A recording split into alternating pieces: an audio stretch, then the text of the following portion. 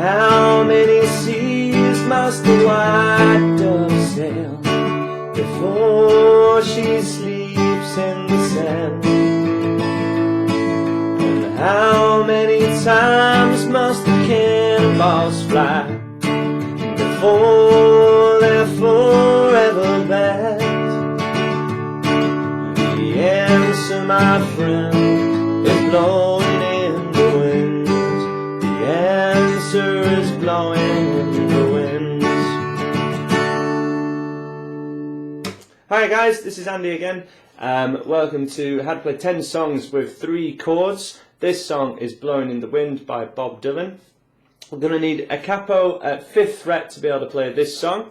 And start off with, we're just going to follow the chord sequence. If you want to follow the link to my website, you'll see the chord sequence there. It's laid out with bars and beats, and also the lyrics as well, for whichever way you prefer to see your songs. It's kind of crucial that you follow that one because there's too many chords to memorize, certainly at least initially in my opinion. So we got 2 beats on the A. The intro was just an A chord as well, but for how many, that's an A to a D. Roads must a man walk down. And there is a pattern that every time that each line starts with an A and goes to a D, from there you're either going to go to an A or a D. And as I say, it's best off to follow the chord sequence on my website or anywhere else to follow this. So your verse is, how many roads must a man walk down? A, D, E and D. And then the second line, before you call him a man. And the 3 parts to the verse are actually exactly the same as that, apart from the second line ends on an E instead of going back to the A. So how many seas must the white dove sail before she sleeps in the sand? And then the last one, how many times must the cannonballs fly? Same as the first time, before they're forever banned. Your chorus is slightly different, but follows a very similar pattern. That starts on a D chord.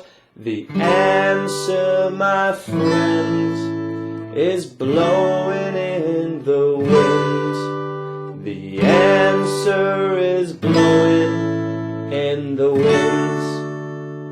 And the 3 verses that are there follow that same pattern.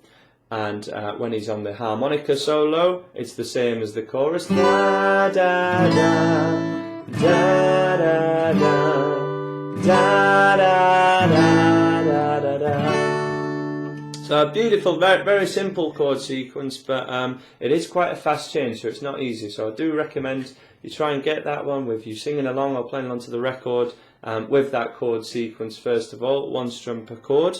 And the next step, it goes quite advanced at this point, but if you want to check it out, this is a really cool strumming pattern. I personally nicknamed this Bob Dylan strumming because it's just straight away makes me think of Bob Dylan. It's used by heaps of other artists, but that to me is just kind of your Bob Dylan busking style strumming, and it works for Johnny Cash songs as well. So if you want to check out any Johnny Cash songs, it's probably this kind of strumming pattern.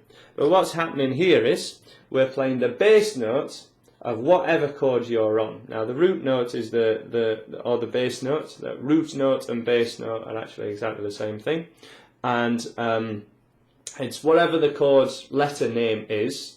We want the lowest note that you can play that is that letter. So if your first chord is an A, then your root note is the thickest A string. And you play that first and then strum your chord.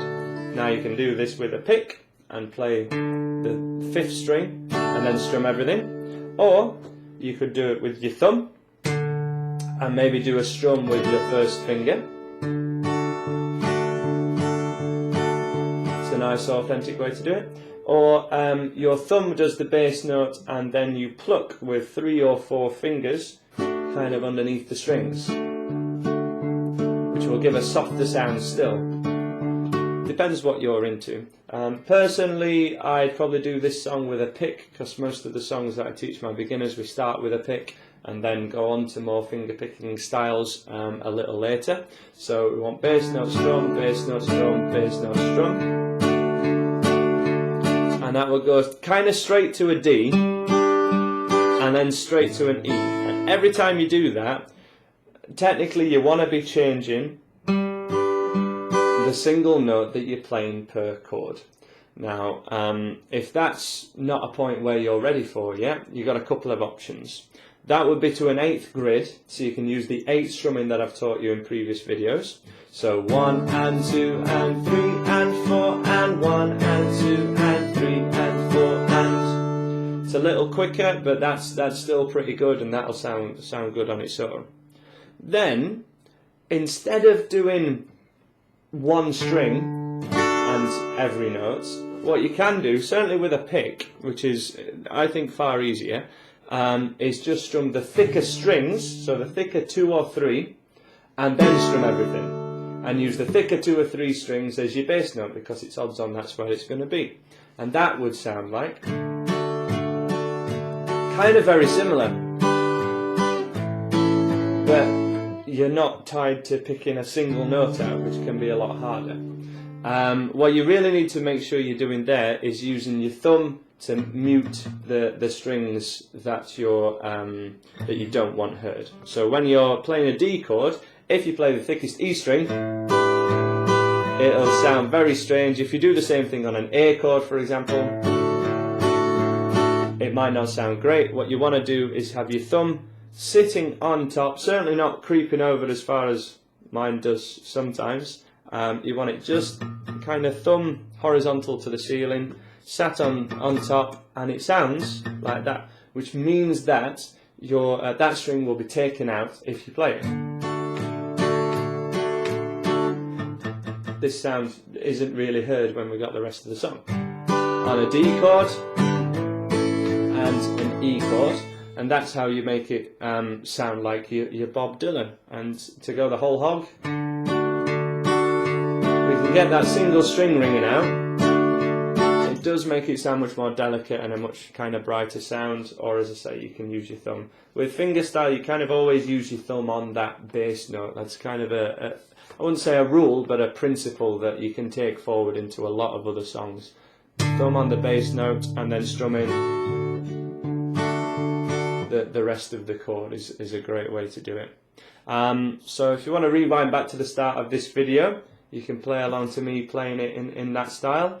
And that's everything on this song. As I say, that same strumming pattern is very cool for Johnny Cash songs. It gives that real flavour. But yes, do check out my other videos for other cool ways that you can play E, A and D. We got 10 songs with just those 3 chords. Please subscribe and check out my website and my Facebook page for other free cool stuff. And I'll see you on the other side.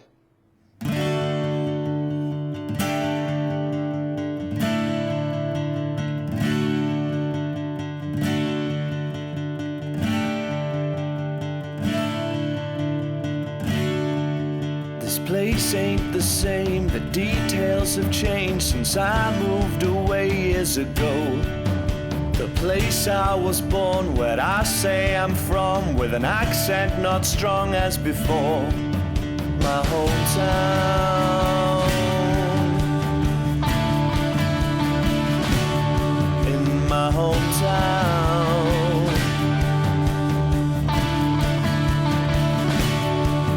My family I hear, my memories I hear, my heart always is in this town.